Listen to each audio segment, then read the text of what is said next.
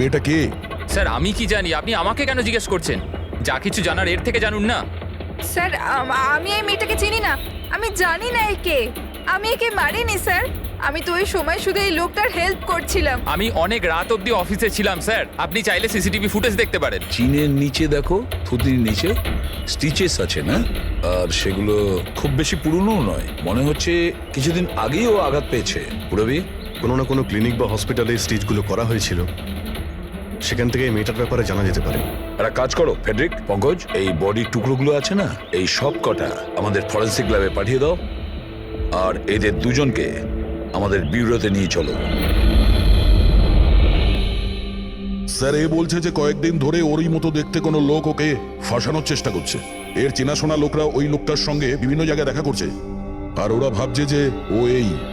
হ্যাঁ স্যার, আমায় ফাঁসানো হচ্ছে স্যার, আর ওই চক্রান্তে এও রয়েছে স্যার। স্যার আপনিই বলুন, আমি যদি এসব করতাম তাহলে আমি আপনাদের ফোন কেন করতাম?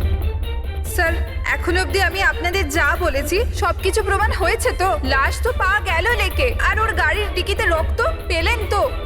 স্যার আপনি নিজেই বলুন, যখন এতটা সত্যি আমি বলেছি তাহলে এখন মিথ্যে আমি কেন বলবো? আমাকে ফাঁসানোর জন্য স্যার, আমি বলছি স্যার এটা চক্রান্ত স্যার, আমাকে ফাঁসানোর জন্য। ব্যাস ব্যাস ব্যাস, কে কি কাজ করেছে আর করেনি সেটার খোঁজ আমরা করব। শুধু একটা কথা মনে রাখবেন, যে আমাদের সন্দেহ শুধু আপনাদের দুজনকে। বাট স্যার আমি কিচ্ছু করিনি, আমি নির্দোষ। আমি হতে পারে হয়তো আপনি খুন করেননি, কিন্তু লাশকে টুকরো টুকরো করে লেকে ফেলে দেওয়া এটাও কিন্তু বড় অপরাধ, বুঝেছেন আপনি? স্যার সিসিটিভি ফুটেজ পেয়ে গেছি।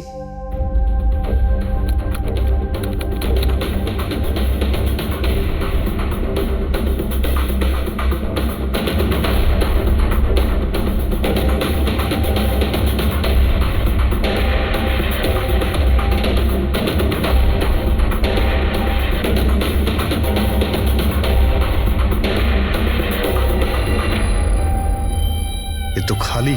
কিন্তু স্যার আমি সত্যি কথা বলছি, আমায় বিশ্বাস করুন, আমি ছিলাম অফিসে। আমি বুঝতে পারছি না কেন আমায় দেখা যাচ্ছে না স্যার। মিস্টার রঞ্জন, আইন বিশ্বাসের ওপর চলে না, প্রমাণ চাই। আপনার অফিসের যে ফুটেজ সেটা সবার সামনে, আপনি ওখানে নেই, তার মানে এটাই হচ্ছে যে আপনার মিসেস যেটা বলছে সেটাই সত্যি।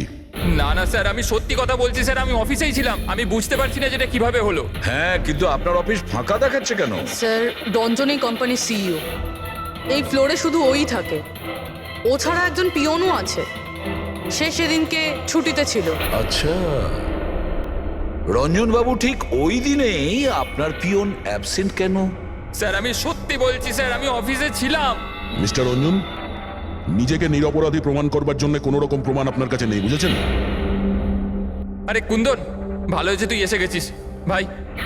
এরা বলছে যে আমি কারো খুন করেছি। আরে আমি কাউকে কিভাবে মারতে পারি বল না, বোঝা না ভাই। এ করতে পারে না স্যার। স্যার এর জীবনে একটা মাছি পর্যন্ত মারেনি। হ্যাঁ এটা ঠিক যে ও মাঝে মাঝে খুব রেগে যায়, রাগকে কন্ট্রোল করতে পারে না।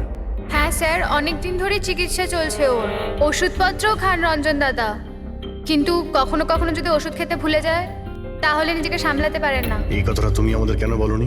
স্যার আমি ওই শুধু আপনাকে নয়, কাউকেই হয়তো বলেনি কথা। আমার ক্ষমতা চলতো তো তার এই বিয়েটা হতেই দিতাম না।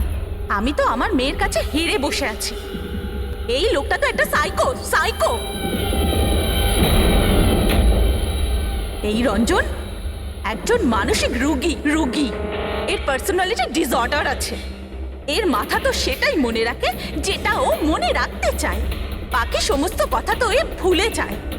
হতেই পারে স্যার যে খুনটা এই করেছে আর ভুলে গেছে।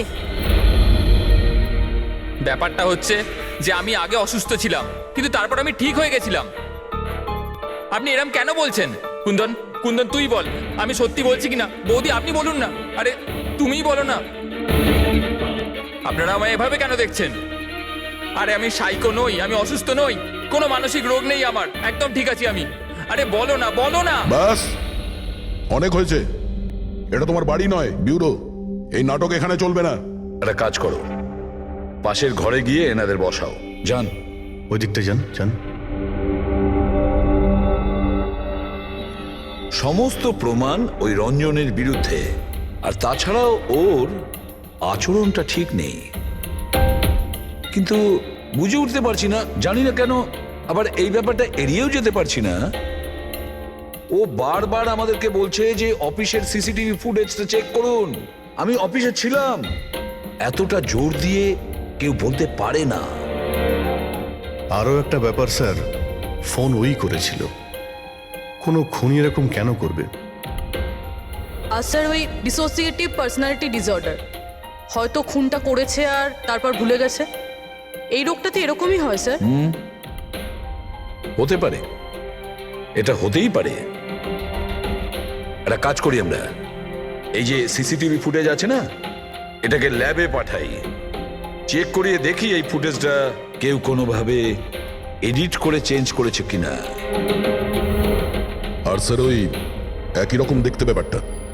ও এটা বলছে যে ওর বন্ধুরা ওর মতো দেখতে লোকটাকে দেখেছে, আর ওই লোকটা ওর বন্ধুগুলোকে চিনতেও পারেনি। চলো ওর বন্ধুদের সাথে কথা বলি, জিজ্ঞাসাবাদ করি, জেরা করি, তারপর দেখি ওদের কথায় কতটা সত্যি আছে। স্যার হতে পারে এই চৈতালি আর কুন্দন রঞ্জনের শুভাকাঙ্ক্ষী হওয়ার চেষ্টা করছে, হয়তো তা নয়। আর এদিকে শায়লা, উনি তো চানই এই দোষটা রঞ্জনের ওপর আসুক, যাতে ওনার মেয়েকে আর এই বিয়েটা করতে না হয়। স্যার স্যার যে মেয়েটা মারা গেছে ওর ফটো হসপিটালের ক্লিনিকে পাঠিয়ে দিয়েছি। ওকে শনাক্ত করা হয়েছে। ওর নাম হলো অনামিকা। দুদিন আগেই ওখানে গেছিল ওর আঘাত দেখাতে।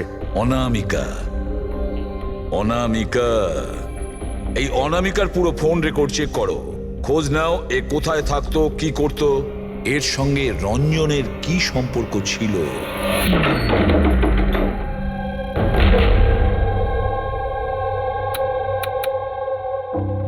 স্যার অনামিকা হসপিটালে এই অ্যাড্রেসটাই দিয়েছিল। এবার কি করি? দেখা যাক, কোনো প্রমাণ নিশ্চয়ই পাবো। একটু আশেপাশে দেখো কোনো প্রতিবেশী আছে কিনা। হ্যাঁ,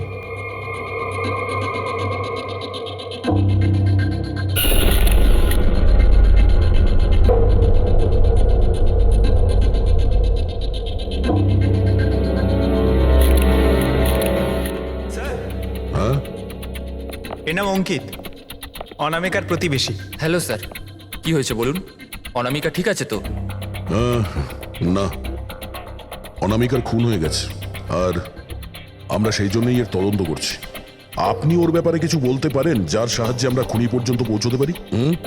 না স্যার, আমি ওর ব্যাপারে বেশি কিছু তো জানি না।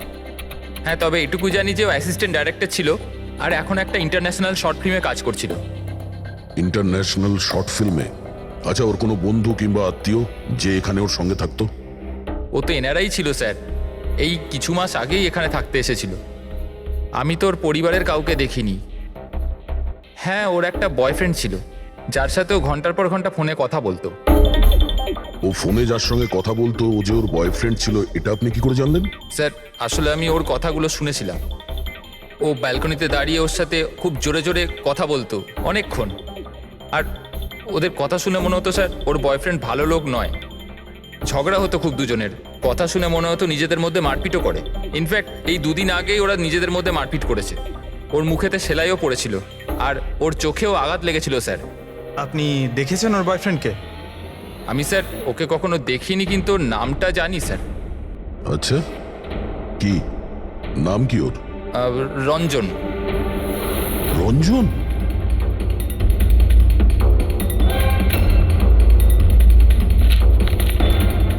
স্যার এই দেখুন, এই অনামিকার পাসপোর্টে এই বার্সেলোনার ভিসা লাগানো রয়েছে। বার্সেলোনা? এ কি স্পেনে যেতে চাইছিল নাকি? স্যার অনামিকা স্পেন থেকেই এসেছিল স্যার, আমি ওদের কথা শুনেছিলাম। স্যার ও বিরক্ত হয়ে গেছিল রঞ্জনের জন্য, সারা জীবনের জন্য স্পেন ফিরে যেতে চাইছিল। স্যার আমার মনে হয় ওর খুন রঞ্জনই করেছে।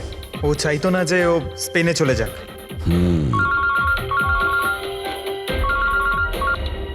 হ্যালো স্যার, অনামিকার ফোন রেকর্ডস পাওয়া গেছে।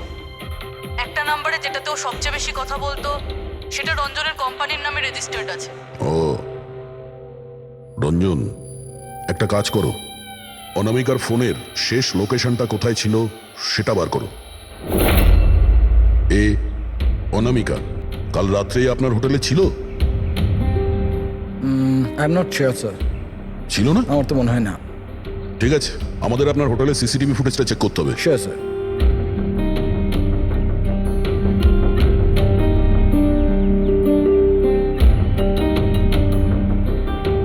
এই তো অনামিকা।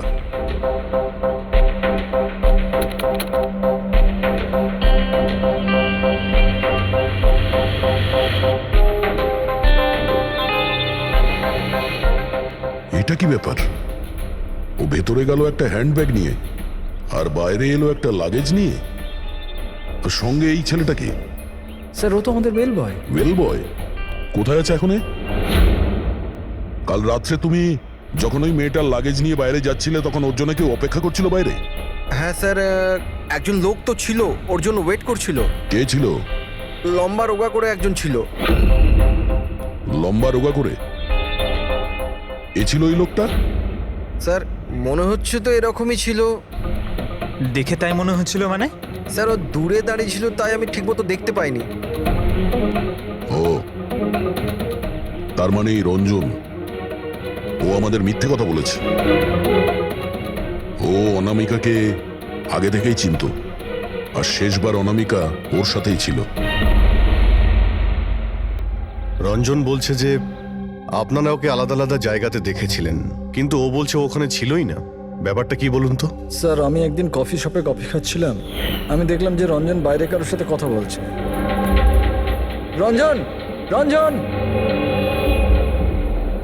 এই রঞ্জন! স্যার আমি যখন ওকে ডাকলাম ও জানি না কেন আমার কথা না শুনেই অন্যদিকে চলে গেল। রঞ্জন! কিন্তু স্যার যখন আমি এই ব্যাপারে ওর সঙ্গে কথা বললাম তখন ও বললো যে ওখানে ছিলই না। আমি জানি না ওখানে মিথ্যে কথা বললো। আর লীলা দেবী, আপনি ওকে আপনি কোথায় দেখেছিলেন? কান্দিওয়ালাতে একটা জুয়েলারি শপে। ওর সঙ্গে একটা মেয়েও ছিল। রঞ্জন, রঞ্জন! আচ্ছা, এই মেয়েটা ছিল কি? হ্যাঁ স্যার, এই মেয়েটাই ছিল। কিন্তু যখন ওর সঙ্গে আমি ফোনে কথা বললাম, বলতে শুরু করলো আমি তো ওখানে ছিলামই না। আর তোমার সঙ্গে কি এটাই ঘটেছে?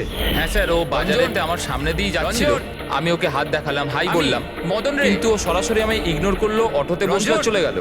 এদিকে দেখ ভাই, আমি রঞ্জন, রঞ্জন! ঠিক আছে, thank you very much. Sir এদের কথা শুনে মনে হচ্ছে রঞ্জন ইচ্ছে করে ওদের সামনে এসেছিল আর এরকম বিহেভিয়ার করেছে। কিন্তু অভিজিৎ, কি কারণ হতে পারে? এরকম ব্যবহার কেন রঞ্জন করেছিল? না না না না, কিছু না কিছু গোলমাল তো নিশ্চয়ই আছে অভিজিৎ। যেখানে যেখানে এরা রঞ্জনকে দেখেছে না, দেখি ওখানে কোনো সিসিটিভি ফুটেজ পাওয়া যায় কিনা।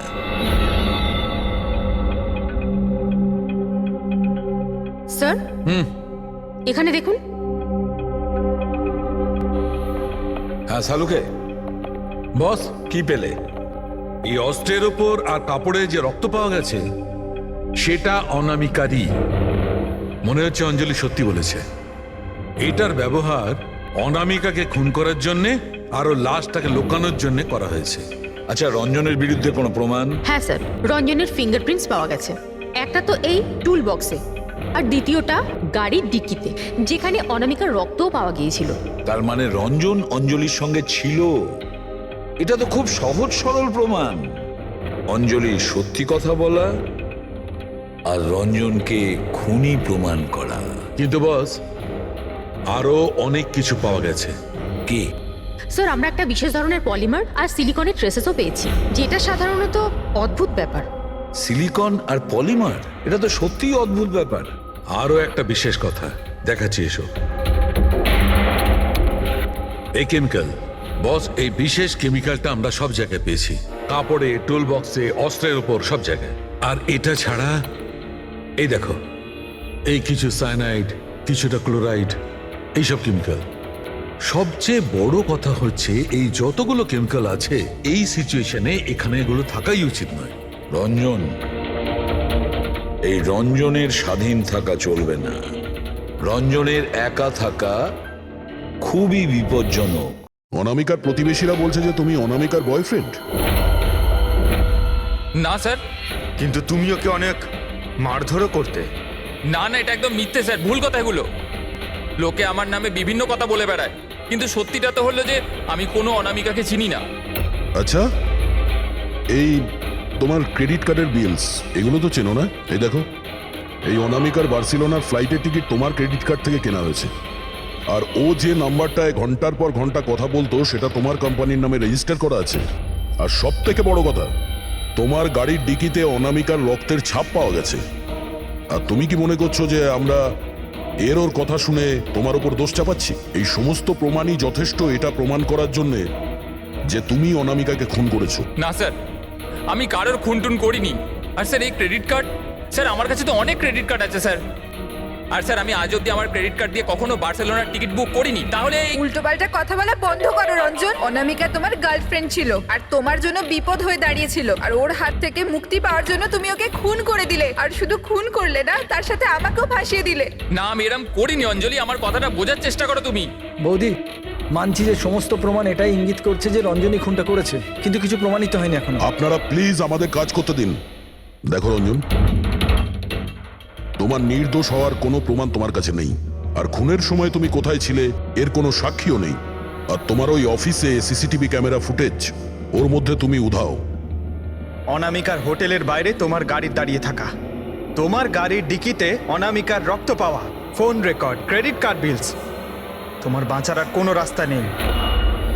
এই একই রকম দেখতে অ্যাঙ্গেলটা একবার পরিষ্কার হয়ে যাক, তারপর তোমাকে অ্যারেস্ট না করার কোনো কারণ আমাদের কাছে থাকবে না। ততক্ষণের জন্য তুমি এখানে নিজের বাড়িতেই নজরবন্দি থাকবে, ফ্রেডির তত্ত্বাবধানে।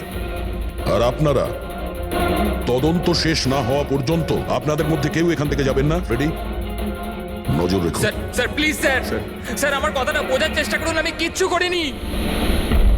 পূরবী, তুমি কি বলছো তুমি খেয়াল করেছো? হ্যাঁ স্যার। স্যার, ইমেজ ফরেন্সিক এক্সপার্টরা কনফার্ম করেছেন এই রঞ্জনের ফুটেজের সাথে এডিট করা হয়েছে। এই ফুটেজটায় কিছু আউট অফ ফোকাস ব্যাপার আছে, যেটা থেকে এটা প্রুফ হয় যে এখানে কেউ একজন ছিল, যেটাকে খুবই ভালোভাবে ডিলিট করা হয়েছে। অন্য আর কেউ নয়, ও রঞ্জনই হবে। তার মানে ওর এই একই রকম দেখতে গল্পটা সত্যি। অনামিকার খুনের সময় ও অফিসেই ছিল, তাহলে ওর খুন কি করে করবে? একটাই লোক একই সময়ে দু জায়গায় কি করে হতে পারে? স্যার, স্যার সেই সব সিসিটিভি ফুটেজ পেয়ে গেছি যেখানে রঞ্জনের বন্ধুরা রঞ্জনকে দেখেছিল। কফি শপ, জুয়েলারি শপ আর মার্কেটে। দরজা খোলো, বাইরে বেরোতে দাও। আরে কেন আমাকে আটকে রেখেছো? খোলো, আমি বলছি খুলে দাও। এটা কি হচ্ছে? ওর আবার আগের মতো অবস্থায় নেই তো? খোলো। সে কি? তাহলে তো ওনাকে কাবুতে আনার নিশ্চয়ই কোনো উপায় থাকবে। শুধু একটাই ওষুধ আছে, ঘুমের ইনজেকশন। খোলো, আমি বলছি দরজাটা খোলো। আরে এইভাবে কেউ কাউকে আটকে রাখে নাকি? আমার তো খুব ভয় লাগছে, আমি দরজা ভেঙে মাথা দেবো। খারাপ হয়ে গেলে আবার কিছু করে নেবে না তো? সব এক একটা রত্ন এখানে, দরজাটা খোলো। আমি দেখছি। আরে কেন আটকে রেখেছো আমায়?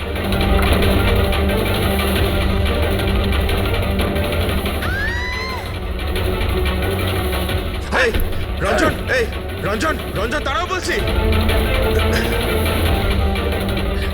মা মা মা, আস্তে আস্তে আস্তে। ও মাই গড, এটা কি করে হলো? আমি ডাক্তারের খবর দিচ্ছি। হ্যাঁ, তুমি ঠিক আছো তো মা? ও মাই গড, কি করে লাগলো তোমার? স্যার, এটা কফি শপের ফুটেজ।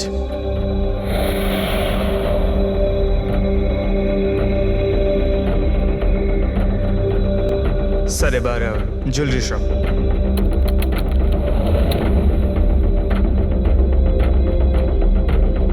এটার সঙ্গে অনামিকাও ছিল। এখনো পর্যন্ত সবকিছু তো নর্মালি লাগছে।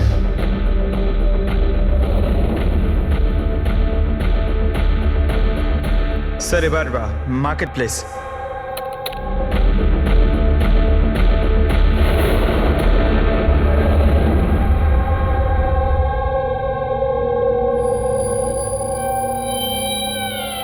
পঙ্কজ, একটু রিওয়াইন্ড করো। হ্যাঁ, আগে ওই রঞ্জনকে জুম করো।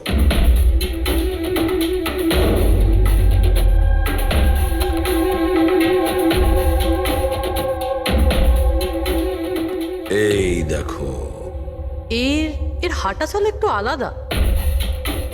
ও অন্য ধরনের জুতো পরে রয়েছে।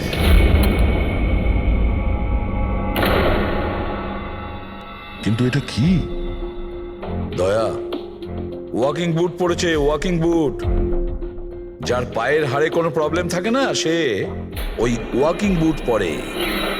কিন্তু রঞ্জনের পা তো একদমই ঠিকঠাক আছে।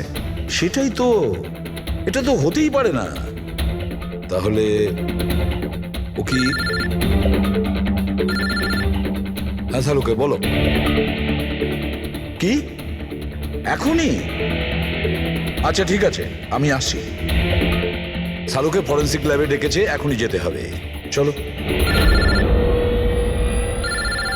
হ্যাঁ ফেডরিক বলো, কি বললে তুমি? ঠিক আছে, হ্যাঁ ওখানেই থেকো।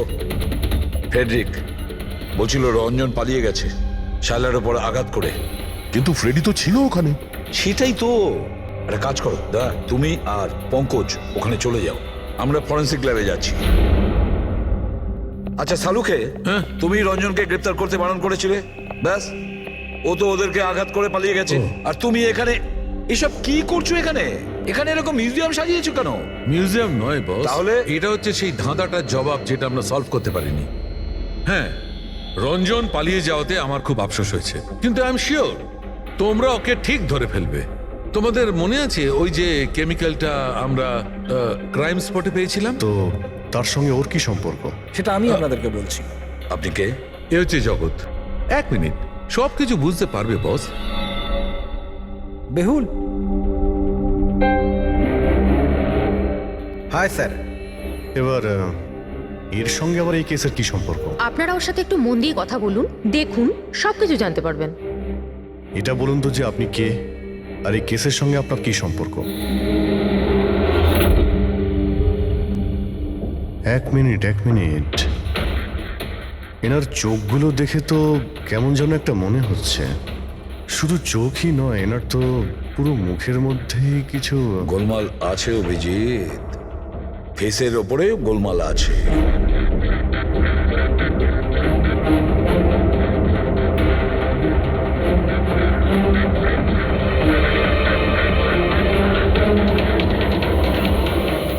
ও থ্যাংক ইউ বেহুল। এটা কি? আমি বলছি বস, ওই কেমিক্যালস যেটা ক্রাইম স্পটে পাওয়া গেছিল, আসলে ওই কেমিক্যালটা এই ধরনের মাস্ক আর নকল রক্ত তৈরি করতে কাজে লাগে। বিশেষ করে এই সিলিকন মাস্ক, যেটা ওই সিনেমাতে ব্যবহার হয়। সব থেকে বড় ব্যাপার হচ্ছে এর মধ্যে চোখের পাতা থাকে না, আর চোখের জন্য এখানে গর্ত একটা থাকে আসল মুখের মতো, যাতে যে এটা পড়বে তার আসল চোখটা এই গর্ত থেকে বেরিয়ে এসে যাতেও দেখতে পায়। আর স্যার, এটাকে বানানো কিন্তু অত সহজ নয়। হাই কোয়ালিটির সিলিকন আর পারদর্শী লোকই এটা বানাতে পারে। লেটেস্ট টেকনিকের জন্য স্যার, এটা যে পড়বে তার যে মুখের ভাব, সেটাই মাস্কে ফুটে উঠবে। এর থেকে তো একটা কথা পরিষ্কার অভিজিৎ, কেউ রঞ্জনের মতো দেখতে হুবহু একটা মুখোশ বানিয়েছে, একটা মাস্ক বানিয়েছে। রঞ্জনের মতো হাইটের কেউ ওরই মুখের মতো কোনো মাস্ক বানিয়েছিল আর লোকেদের বোকা বানাচ্ছিল। হ্যাঁ, আর সেই জন্যই সবাইকেও দূর থেকে দেখা দিয়েছিল, কারণ যদি কাছে আসতো তাহলে সবাই বুঝে যেত ও কোনো মাস্ক পরে আছে। আর স্যার অঞ্জলি, ও তোর সাথেই ছিল, ওর সাথে কথাও হয়েছে, ওর সাথে লাশটা লুকোনোর চেষ্টা করেছে। ওর মুখে রক্তও লেগেছিল, আর ওখানে লাশগুলোকে কাটছিল আর লুকিয়ে রাখার চেষ্টাও করেছিল, তাই হয়তো তাড়াহুড়োতে কোনো খেয়ালই করেনি। আর তাছাড়াও এই যে একই রকম দেখতে না, নিশ্চয়ই ওর পায়ের হাড়ে কোনো প্রবলেম ছিল, তাই ও ওয়াকিং বুট পরেছিল। আর এই মাস্ক তৈরি করাও এত সহজ নয়। স্যার, এই মাস্ক ফিল্ম প্রজেক্টেই কাজে লাগে। ও হ্যাঁ, তবে এটুকু জানি যে ও অ্যাসিস্ট্যান্ট ডাইরেক্টর ছিল আর এখন একটা ইন্টারন্যাশনাল শর্ট ফিল্মে কাজ করছিল। স্যার, দয়া বলছিল যে অনামিকা ও নাকি কোন ইন্টারন্যাশনাল শর্ট ফিল্মে কাজ করছিল। ওর পক্ষে এগুলো করা তো খুবই সহজ। তার মানে ও রঞ্জনের গার্লফ্রেন্ড ছিল না, ওকে নিজেরই খুনে ফাঁসানোর চেষ্টা করেছিল। সেই জন্যই ও বেলবয়কে গাড়ি অব্দি নিয়ে গিয়েছিল। স্যার, নিজের প্রতিবেশীর সামনে রঞ্জনের সাথে ফোনে কথা বলার নাটক করেছিল। মানলাম অভিজিৎ, আমি মানলাম, কিন্তু কেউ নিজের মৃত্যুর ষড়যন্ত্র নিজে কেন করবে? মানে আমি বলতে চাইছি, অনামিকা তার নিজের মৃত্যু কেন নিজে ডেকে আনবে? না না না না, কিছু তো একটা গোলমাল আছেই, কেউ তো একজন আছে। যে অনামিকাকে শিখণ্ডী খাড়া করেছে। আর সেই পুরো কেসটার মাস্টার মাইন্ড, বুঝেছো? আপনাদের মাথা খারাপ আছে? ফ্রেডি ইনজেকশন নেওয়ার জন্য ভেতরে গেছে আর তোমরা ওই লোকটাকে ছেড়ে দিলে। আমরা তোকে পালাতে দিইনি, আমরা কি দরজা খোলার কি দরকার ছিল? ওই লোকটা যে মানসিক অবস্থা নিয়ে এখান থেকে পালিয়ে গেছে, কে জানে কার সাথে কি করে দেবে। শায়লা দেবীর ওপর হামলা করেই দিয়েছে। স্যার, একটা কথা বুঝতে পারলাম না, ওরা তোমাদের দুজনের সামনে থেকে পালালো আর তোমরা ধরতে পারলে না ওদের? স্যার আমরা খুব ভয় পেয়ে গেছিলাম, আর সব কিছু এত তাড়াতাড়ি হলো। স্যার আমরা যদি মাঝখানে আসতাম তাহলে আমাদের উপরও তো হামলা করতে পারতো না স্যার। হ্যাঁ, যেমন ভাবে আন্টিকে হামলা করেছিল আমাদেরও করতে তাহলে। হ্যাঁ, এক মিনিট, শায়লা দেবীর ওপর হামলা? কিন্তু কিভাবে?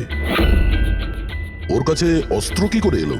এখানে তো কোনো অস্ত্র ছিল না, আমরা সমস্ত অস্ত্র সরিয়ে দিয়েছিলাম।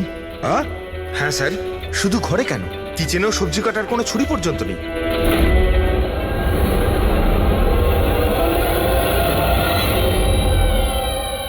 স্যার এ হলো আমাদের প্রোডাকশন হাউসের মেকআপ আর্টিস্ট, আর স্যার এ মাস্ক বানাতেও এক্সপার্ট।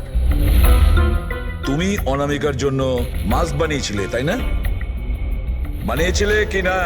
হ্যাঁ স্যার, উনি আমাকে টাকা দিয়েছিলেন, আর এটা তো আমার কাজই স্যার। তাহলে এটাও বলে ফেলো যে কাজটা কার জন্য করেছিল, এই মাস্কটা কার পরার কথা ছিল। বলো তাড়াতাড়ি বলো, সময় নেই আমাদের।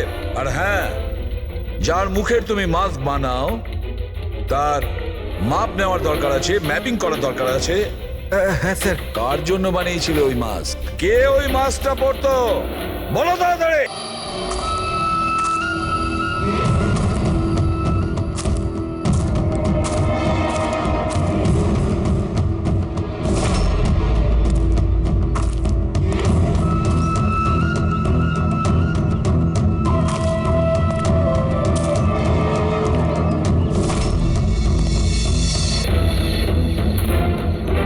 কে তুমি?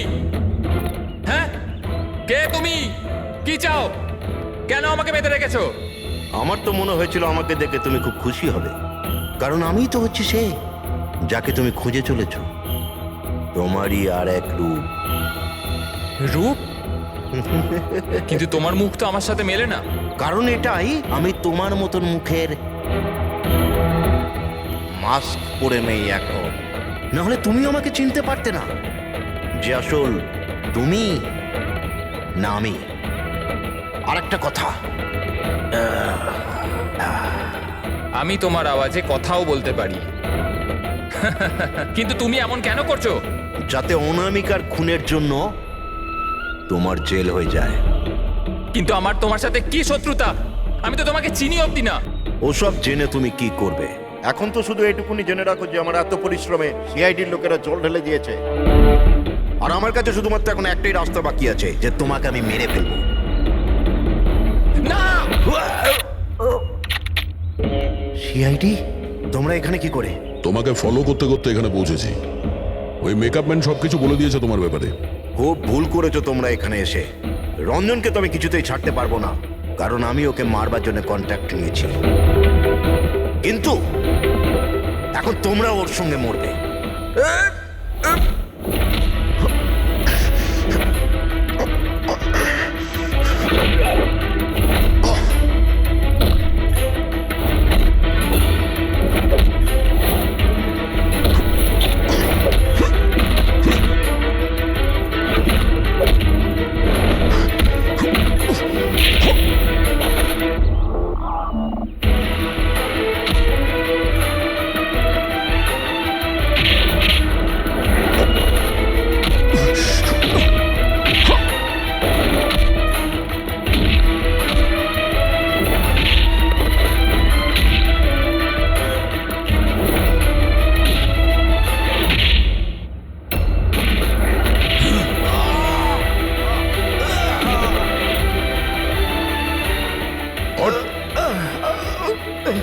মারার কন্ট্রাক্ট দিয়েছিল?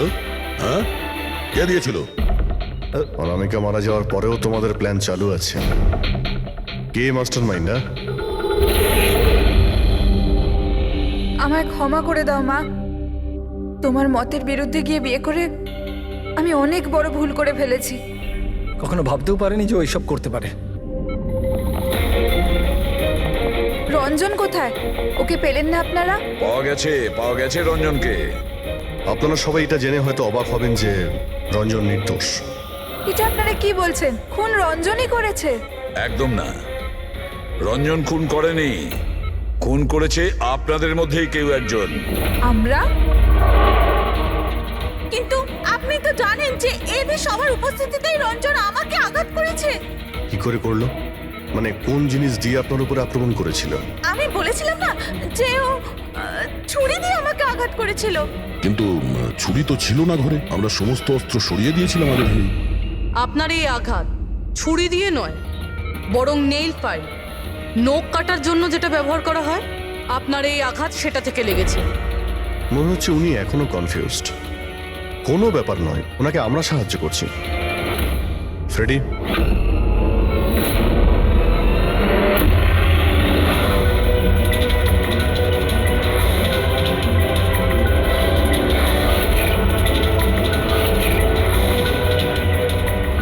শাইলা ম্যাডাম, আমরা জানতে পেরে গেছিলাম অনামিকার প্রতিবেশী অঙ্কিত এসবের সঙ্গে যুক্ত। তো এই জন্য আপনি আমায় বাড়ি থেকে তাড়িয়ে দিয়েছিলেন, যাতে আমার কিডন্যাপ করে আপনি আমাকে খুন করতে পারেন। মা, তুমি এই খবরদার, খবরদার যদি আমাকে মা বলে ডেকেছিস তো। মা শব্দের অর্থ কি হয় তোমরা দুজন জানো? স্যার, এ আমার অনিচ্ছা সত্ত্বেও রঞ্জনের সাথে বিয়ে করলো আর আমার সাথে সব সম্পর্ক চিরদিনের মতন ত্যাগ করলো। আর আজ এরা আমার সম্পত্তির অধিকার চাইতে শুরু করেছে। এই সব এই রঞ্জনের কাজ। এই উস্কেছে আমার মেয়েকে, আমার একমাত্র সন্তান, নিজের স্বামীর সঙ্গে মিলে ধীরে ধীরে আমাকে বিষ দিয়ে মারতে শুরু করলো।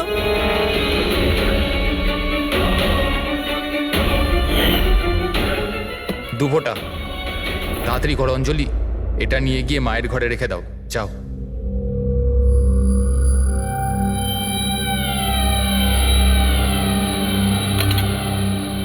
কিন্তু আপনি অনামিকার খুন করলেন কেন? ওর কোনো দোষ ছিল না, কিন্তু আমার কাউকে তো একটু দরকার ছিল এই সব কিছু করার জন্য।